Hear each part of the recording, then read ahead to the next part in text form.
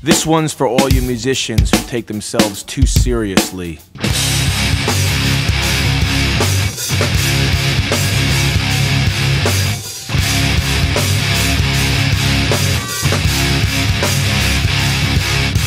Hello, subscribers, everyone else who's watching this very interesting interview with the guy who sends me his documentary. He's a metalhead. He's in his 40s, so he's a lifelong metalhead. And, you know, I like subcultures. I'm a part of subcultures. Maybe you're a part of subcultures. You don't usually get it unless you're in it. So in his group, which he has followers, he has bands he's been in, he's a pretty famous guy. In my group, I don't know him. He's a guy who makes a documentary, but he's a New Yorker. He's in his 40s. He's dedicated to what he does, and he has a good family. So, Dan, how the hell do you have the nice house and the good family, given your background as a kind of a metalhead rocker crazy man? David, I hope you don't hang up on me as I say this, but I never did drugs. I hope that's okay with you. And I need to clarify, I'm from New Jersey, which is a big difference than New York. And I wish I was in my 40s. I shouldn't say, I don't wish I was in my 40s. I'm a very happy 58. But what I did, out of all the metalheads and all my friends who were in bands, I never did drugs. I've never had a hangover. I was stoned and drunk a little bit in the 80s every now and then. But I was always into the business aspect of things. I always wanted to handle the fan mail. And we never had really proper management. So I often was the band's manager, the band's road manager. And I kind of quit playing music when I fell in love with my wife, who was my best friend in the mid 90s. And I gave everything up so I could stay home with her and not go on tour anymore because I didn't think it'd be possible to go on tour. And being as I don't drink and I don't smoke, I don't do drugs, what else can you do on tour? It's things you shouldn't be doing when you're a married man. So I really stopped playing guitar. I actually sold all my equipment for 2 years, David.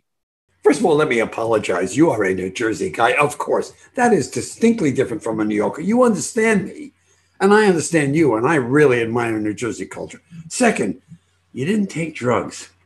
Man, that sure did in a lot of metalheads. And third, you fell in love, and you stayed in love. So, man, I'm glad I'm doing this interview with you, and I apologize for calling you a New Yorker. That is correct. Now, let me just ask you about this. What is it, if you could define it, about this metal music experience that drew you when you were so young and draws you still today?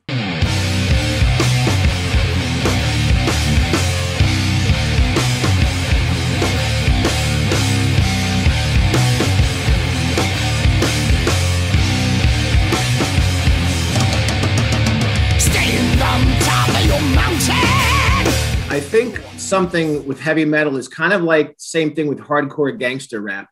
There's just something about it. There's a feeling that goes into you when you're driving your car and you crank metal or you crank, Dr. Dre.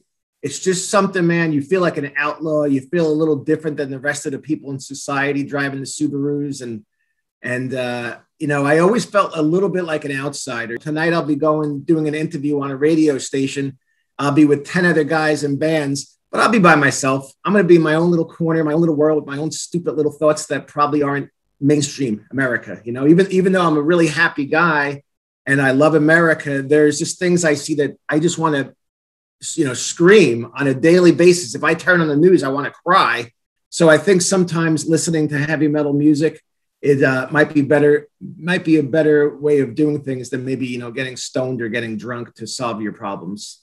I understand what you're saying. And yet, the songs, I don't hear the words.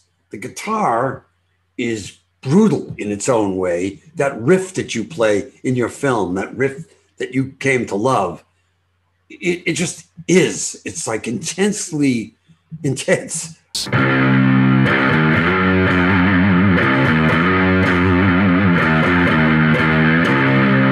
How would you describe that guitar, that attracted you so much and still does? It's like a part of you. I grew up listening to Kiss, Aerosmith, and then I discovered Bon Scott and AC/DC. And I would listen to the bass. I would listen to the drums. I would listen to the vocals and the lyrics. But the guitar is really the thing that I latched onto. I'm like, that sounds like something I want to do. I think I can do that. People are smoking pot, making out with girls. You know, my hormones are going. My nose grew really big. I remember this kid, Michael Solano, I'll never forget. He's now born again Christian. And he was calling me the nose, the nose, the nose. I probably even considered suicide for a minute in 7th grade because things were so bad. And then I got some new friends, thankfully, and one of them became my guitar tech, Dan Garber. And I met him all the way back in 7th or 8th grade, which is pretty crazy, right? I begged my parents to let me drop out of school. I was in 10th grade. I said, look, I can tell I'm never going to wear a suit and tie. I'm going to be a musician. They're like, at least finish high school. I got straight A's in music theory and harmony in 11th and 12th grade. And other than that, I barely graduated. Hey, I'm just curious. I mean, why didn't you take drugs? They're all around. Alcohol's all around. It does help, I think, in some way. I only smoked dope. I never knew other drugs, but it helped. So, David, I think I never did drugs because my parents gave me unconditional love. I was raised in a 2-parent household. They had a lot of health problems. My dad had juvenile diabetes, and he died when I was 19 at age 47. My mom had some mental health issues. Thank God she's doing well now, and she's very happy. But I didn't want to disappoint my parents was number one. And funnily enough, I had musician friends who would do cocaine. And if I even said, hey, man, you think I should try cocaine? They're like, you were the last guy who should try cocaine. You're hyper enough as it is, you know, no matter what time I go to bed, I'm up at 5 o'clock in the morning. You know, I could be a farmer. But I just didn't, I guess drugs scared me. And if I tell you I was afraid of drugs, does that make me sound like a pussy? I mean, I don't know. It's, to me, it was the best thing, the best decision, one of the best decisions of my life. I feel like, you know, I graduated high school, bottom of my class, but I'm not a dummy. You know, I played Jeopardy and you'd be like, whoa, this guy's really intelligent. But I just didn't make any bad choices. I made good choices in my life. Even at the time, if I was a poor guy living in an illegal basement apartment, I didn't compound that by impregnating a girl I didn't love or doing drugs. You met the Pope? I mean, I saw that. I think I saw that in your documentary. So, David, I did meet the Pope. And you want to know why? Because I don't know how to dance. My wife and I were desperately in love in the mid-90s, and we were going to get married in 1997. I proposed to her, I guess, about a year and a half before to the Goodfellas soundtrack. And I was always petrified. I have panic attacks. I have anxiety. I'm amped up. And I was like, I can't dance. Particularly, I'm not going to dance for the first time in front of a group of 200 people. So how do I marry the love of my life and not dance in front of a group of 200 people? So my wife and I both, you know, we're Italian Americans. I'm a quarter Irish, but obviously we're just Americans. I'm an American.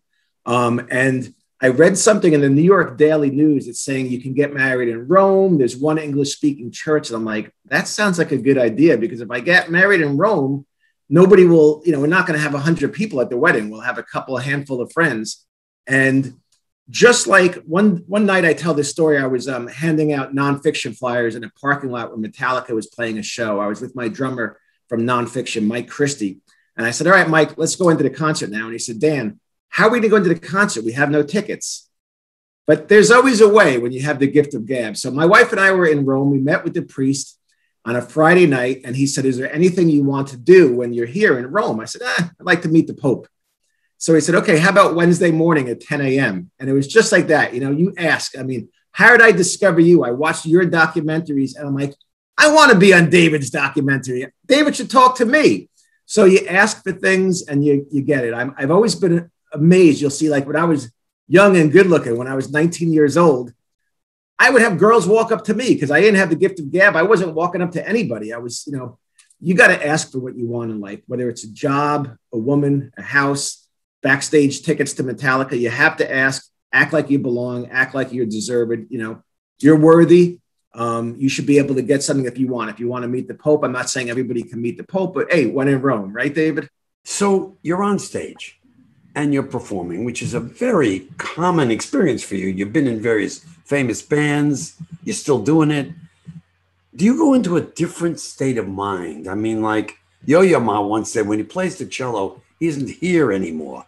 He's somewhere out in space with the instrument that he knows so well that he never thinks about it. I interviewed B.B. King for my documentary with him, and he said the same thing. The guitar and him are sort of one thing, and she is helping him to express something deep in himself. So we have this footage of you performing. What's going on inside that helps people who aren't metalheads understand?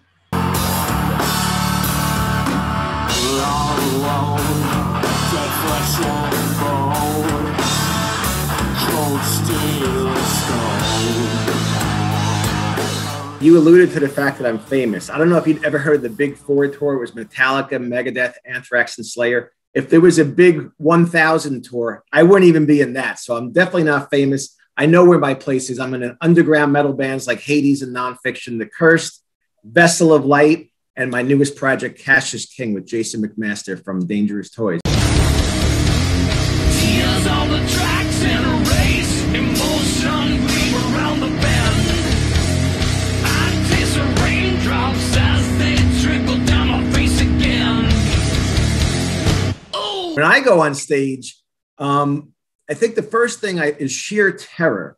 And that's good because so much of our lives, we go through the routine, we go through the motions, we're afraid to try things new. Like I've never jumped out of a plane, but right before we're about to go on stage, I pretty much have that same feeling. Like, even though I've done this hundreds and hundreds of times, you know, there's an adrenaline rush. This is like, things could go horribly wrong. And they very rarely do, but when they do go wrong, you'll never forget them. But then the exact opposite. One time I was on tour with Nonfiction, and I believe I was in America on tour, and it was 5 or 6 days into the tour. And I was literally playing the songs thinking about, man, I'm running out of laundry. Where can I do laundry in Omaha? You know, what if there's a laundromat around? So it's always different. But the magic happens when you play a song and you see the people in the audience and they're singing the lyrics to your song. I mean, you know, people compare it to whatever euphoric, whether it's drugs or sex. I mean, that's a pretty special thing. And with my band Vessel of Light, when we did our first couple of shows, there wasn't a big turnout, but you're on the stage and people start moving towards the stage and you see half the audience is wearing Vessel of Light shirts. That's pretty cool, you know? So just the fact that people will care about you and lay out $20 for your CD or your vinyl, whatever it is, when you're on stage, kind of those thoughts are going through my mind, like, this is really cool. I'm a little bit nervous. I hope my bass player remembers how to do this one part of the song. There's a lot of things going on in my head. I would assume most musicians are just like, yeah, I'm into this. This is great. But my wheels are always spinning, which is why when I go to bed at, you know, whatever time I go to bed, it takes me 2 hours to fall asleep because I can't turn off my brain, unfortunately. I think that is also the reason why I'm a good songwriter, because my brain is always spinning, and maybe my anxiety and the fact that that falls into the realm of mental health, it gives me a little something different that maybe not everybody has. So it helps me write songs. It also helps me feel nauseous right before I go on stage sometimes. You got kids and you still have a parent maybe alive or some relatives who are alive. So these are two other generations. The younger generation, your kids, what the hell do they think of your lifestyle and what you're doing? And the older people, what do they think? I hope I don't offend you, but my wife and I chose not to have children. I'm a godfather 5 times over. My nephew, I love him to death. I love him so much. We call him LJ. Operator! Hello, operator. I was hoping. Oh! Again. Hello, operator. What should I do now? What should I do now? Operator. Hello, operator. My wife and I, we live in a townhouse. You see behind me. I'm not for mowing the lawns. I don't know how to fix something if it breaks. And I have insomnia. So if a baby was crying at 2 o'clock in the morning, I don't know how I react to that. So some people call my wife and I selfish, but I mean, I think sometimes people have children who shouldn't have children. I could say they're selfish, but to each his own. I am a little judgmental. I really love the life I've carved out for myself. My mother is still alive. She's living in assisted living. She's not a big fan of the music, but we have a very nice relationship. You know, she loves me unconditionally. So whatever I do musically is, you know, she supports it to a degree. And my wife loves my music, thank God, but I chose not to have children. And I wish people, sometimes, David, I turn on the news and I think, man, the whole world is a mess because people who have children shouldn't be having children. And people sometimes have children when it's a single family household. And that makes it so much more difficult for children. A mother and a father figure, in my opinion, is incredibly important. And I know with today's changing times, there could be maybe 2 father figures or whatever. But I just think the whole world would be a better place if people realize that giving birth to a child was a mega, mega choice. It's not like a little thing you should do. Oh, yeah, I'll have a kid to help out mow the lawn or whatever. I think it's probably the most important decision you'll ever make in your life.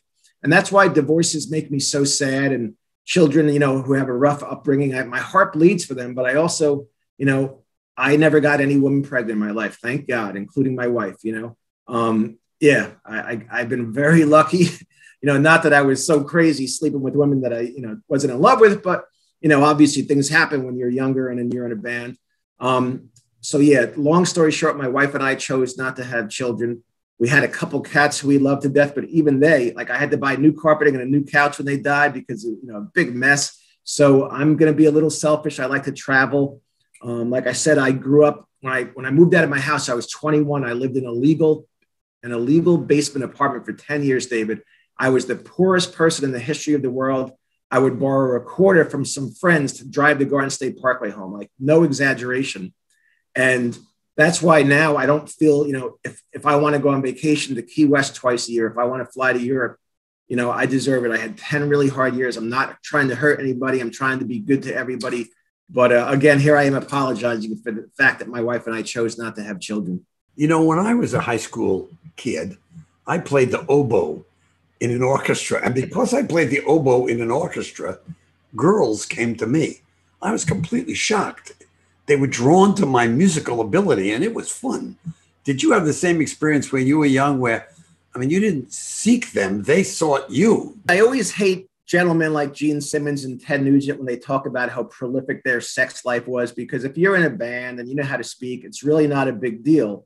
That being said, when I went on tour, when I was single, I did try and meet women, and I did pretty well. I mean, not going to lie to you, was it fun? Yes. But did I ever want to trick somebody and, you know, say, yeah, I'll be your boyfriend? I didn't want to mislead anybody. I wouldn't want to hurt anybody. I wouldn't want any woman, God forbid, if I won $20 million tomorrow, to say, oh, Dan Lorenzo did things he shouldn't have 25 years ago, because, you know, again, I didn't make, you know, bad decisions. But obviously, when you're in a band and you're on tour, the woman's mindset seems to be like, hey, this guy's only going to be in town for one night. None of my friends will know about it. So it's definitely a different thing. It's very uncomfortable for me to speak about it because there's people I love who don't need to know this part of my life. But to be honest, you know, it's okay. I didn't impregnate anybody. I never got any STDs. Nothing weird happened. You know, so yeah, it's fun. I mean, like I said, I've loved women since I was a little kid. I knew I was a straight white male, you know, pretty evil nowadays, I guess. But, you know, it was what it was. And I've been monogamous now for over 25 years. And probably because my wife and I, we dated enough people before we got married. You know, I don't need to put another notch in my belt. I love my wife to death. And of course, I look at other women. Women are beautiful. I'm still attracted to other women as far as there's a pretty girl on TV, a pretty woman. But, you know, it's easy now because I'm 58 years old. And I don't know if I could have been a great husband when I was 25 years old. I know I couldn't have gone on tour for a month at a time and been 100% faithful. That would have been difficult. And that's why when I first fell in love with my wife, I kind of said no more touring right off the bat. I just want to say that the kind and beautiful things you're saying are what I have experienced in the metalhead audience. I'm shocked by that because the look of people would make an outsider like me think, but these are pretty rough people. They're looking for a fight. That's not what I'm experiencing. At one part of me, I do think you can judge a book by its cover. So if you were to look at me with my tattoos and my beard, you would think he's, you know, maybe steals money. I'm not going to give this guy the key to my house, but you couldn't be further from the truth. You know, I don't want to hurt anybody. I play basketball, and if kids are starting a fight, I'll be the first guy to jump in and say, we're not going to fight over basketball. You know, I'll fight ISIS. I'll fight the Taliban. I'm not going to fight anybody because they have a different political viewpoint than me, or they like different food than I do, or they're different ethnicity. So yeah, I do think society gets it wrong. You can't always judge a book by its cover, although a lot of times your judging will be right on. It's not fair to do to individuals. So you've been making a living out this. You support, you and your wife and your lifestyle, Key West and Europe, both places I love. That must feel good. I always think of this, my old boss, Larry Collins, who I'm still friends with. I worked for him for 20 years at Steppin' Out magazine, and he has 3 children. And he would be like, oh, tonight I have to drive Jack to wrestling. I have to do this, I have to do that. I said, oh, Larry, you know what I got to do later on today? He's like, what? I'm like, whatever I want. So that's going to go back to why I have no children. But yeah, I built up a really nice life for myself. I work for a boss who I love. I love my wife. I love where I live. Everything is great. It snows. It's too cold in New Jersey in the winter, but I am proud of myself that because I didn't make any big mistakes as far as drugs, I never even smoked cigarettes. And I still blows my mind that people would, make a choice to smoke a cigarette. That just blows my mind, because to me, life is all about choices, and every choice matters, and smoking cigarettes is a bad choice, kid. So you better not smoke. But yeah, everything turned out really well for me, thank God. And I've been blessed. I've had a really wonderful life, particularly the last 25 years since I met the Pope. I want to thank you for contacting me. It's kind of an honor to have somebody like you who, if there's one thing you are, it's authentically you. Contact me and say, David, I'd like to have you do an interview. So I appreciate this. I believe that people will write you because of this. They should. It'll be in the description, how to get to Dan, listen to his music, communicate. I want to thank you so much. I'm looking at you, and man, you look great for your age. I think you seemed like you've lived a charmed life. Maybe we have some similarities, even if you don't love heavy metal as much as I do. I'd love to meet you in Key West someday and buy you a drink if you're a drinker. You bet. Hey, Dan, just to be truthful, when I was in high school, I wanted to be Italian. The Italian girls were sexy as hell. Why were they sexy? Yeah. Well, first of all, the Jewish girls that I knew, 1/3 Jewish in my school, if they liked you, they would play around with you. If they didn't like you, screw it. The Italian girls were Catholic, and Catholicism has sin, something I never fully understood, but sin was extremely appealing when I was in high school. So I tried to change my name, not legally, but just in school, to David Piranha. Although I was not a fighter in any way, I just felt that spoke more for me. And all my life, Italians and I have worked very well together. I don't know what it is culturally. My Nana, my grandmother, in kindergarten or first grade, she couldn't speak a word of English. So all the kids laughed at her, and she decided at that point she was going to assimilate. So I was raised American. But yes, I love the whole Goodfellas, Godfather. I'm an Italian American. But I'm always going to throw in a quarter Irish, and in all actuality, I'm 100% American. I'm here with Hades, Dan Lorenzo. What's going on? What's going on, man? I'm very excited to see Get Thrashed. How about you? Oh my God, this is epic. Metal. I think we can still call them metalheads. Yeah, brings me back to the '80s. It's still like it's on the rise. It's like it's still happening. The scene is just resurging, or it's still happening. Well, we all got old. Some of us got houses and kids and married, but we can still love great, heavy, fast music. These two fingers, I don't want to say I can barely move them, but I hurt them pretty bad playing basketball a few times. And what it did, for some reason, so just say if you were going to play this song correctly, you would go. But it's easier for me to go.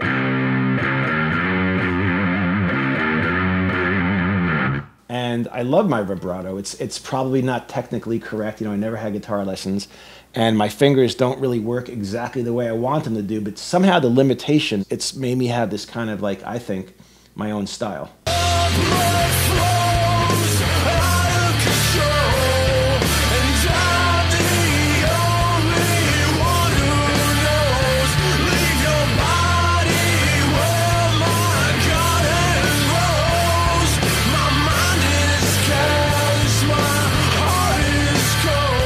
I drove out to Cleveland. I met Nathan, and we did this song. The first song we ever jammed on isn't on the first album. In fact, it's not on the second album either.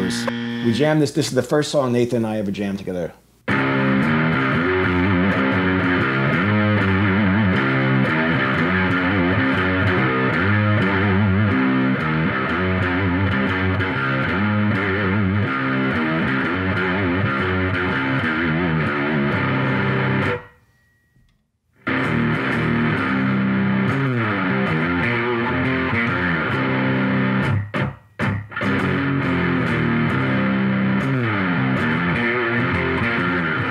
I thought that was one of the best riffs I ever wrote. And Nathan just couldn't think of a melody line to it, so it didn't appear on any record until Thy Serpent Rise.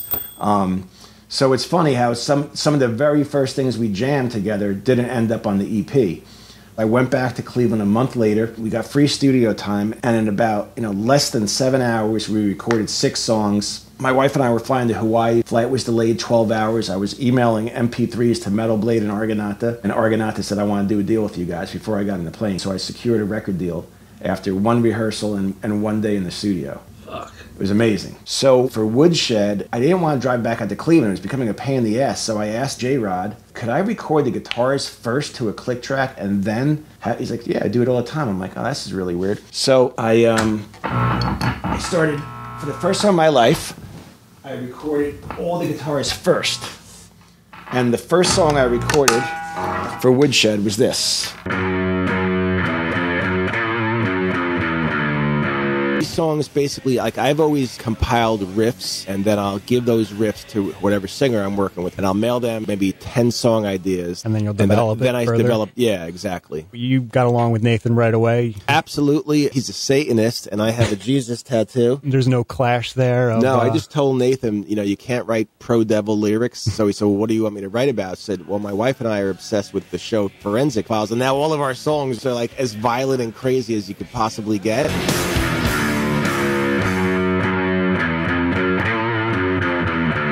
I remember like thinking like this is going to be so weird. I'm handing Nathan a record. Guitars are finished for Woodshed, completely finished. He then did the drums, I did the bass, then he did the vocals, and it fucking worked.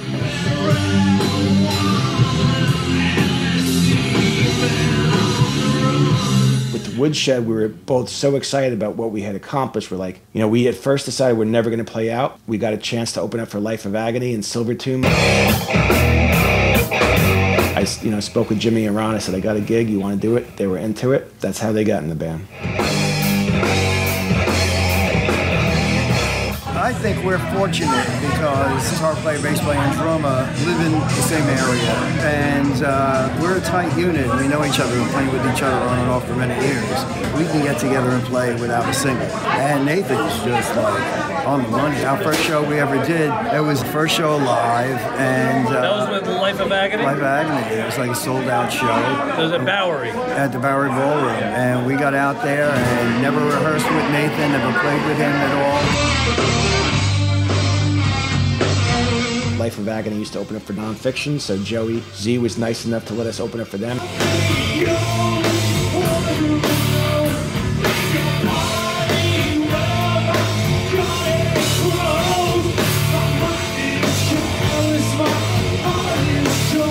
After we got the record deal and we released the EP, I got excited. I think I started writing brand new songs right away. And then I did the same thing for Thy Serpent Rise, where I did all my guitars first. And I'm doing the same thing for the next album. I've already finished all my guitar parts for the next Vessel of Light record. Talk to me about Nathan. He writes and he sings like you play riffs. Jimmy Shulman will always say, Nathan's my perfect writing partner. Just for whatever reason, you know, we come from such different musical schools. Me on my AC/DC and Kiss, and Nathan on, you know, bands I've never been heard of. But it just works together. Talk about you having the simplistic riffs and the heavy riffs. He has a simplistic vocal melody style and even lyrics. Well, when you say simplistic, I don't think of that as a put down at all, because you can't hum a complicated song. I mean, simple songs are the catchiest. So I don't look at that as a put down at all. I mean, Hades songs were very complex. I like simplicity. I mean, look at one of my favorites ever. It's 2 chords. This is Peaked by Nonfiction.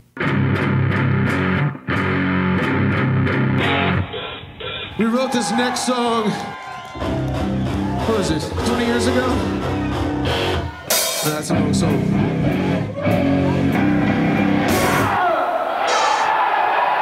You guys are fucking hungry, aren't you?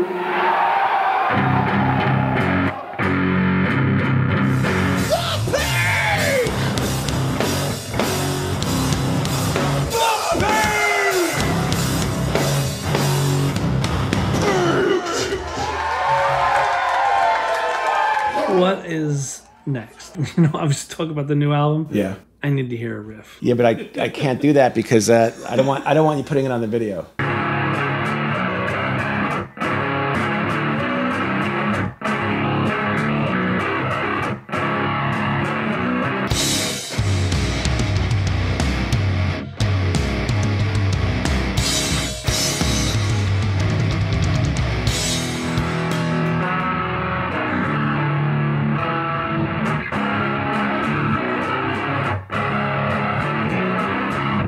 That'll be one of the songs. So we can save that for you know, when the record comes out. That's tracked and Ron plays on it and everything. I can't even picture what he Ron does would. jungle beat. It's so cool. That's cool. I played my brother-in-law's favorite song of all time. I love this riff.